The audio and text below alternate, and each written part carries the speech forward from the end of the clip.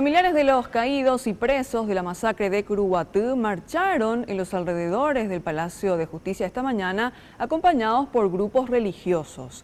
Exigen el esclarecimiento del caso y la libertad para sus compañeros presos condenados.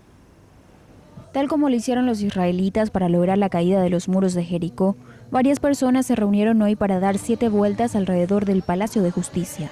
El clamor: que caigan los muros de la injusticia. Nos recordamos lo de Jericó, que dieron 7 vueltas los israelitas y cuentan, y se cayeron las murallas. Nosotros no queremos que se caigan las paredes del Palacio de Justicia, pero que se purifique la justicia en el Paraguay. Es una oración colectiva. Los familiares de los abatidos en la masacre también estuvieron presentes. Uno de ellos es Darío Acosta, quien perdió a su sobrino en este enfrentamiento entre campesinos y policías.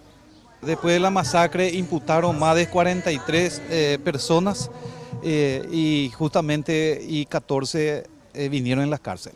Entonces ya pedí secuela cada vez más para los familiares de los fallecidos principalmente, y que los que están en la cárcel están con una situación difícil, muy difícil.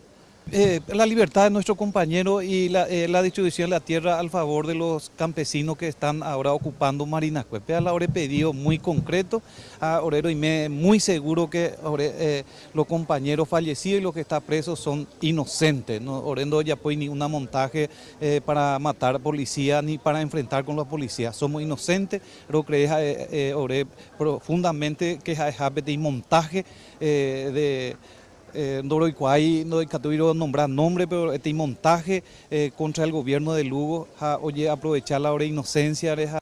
En la masacre de Curuguatú fallecieron 11 campesinos y 6 policías. El año pasado, 11 campesinos fueron condenados a penas que van de 6 a 30 años de prisión.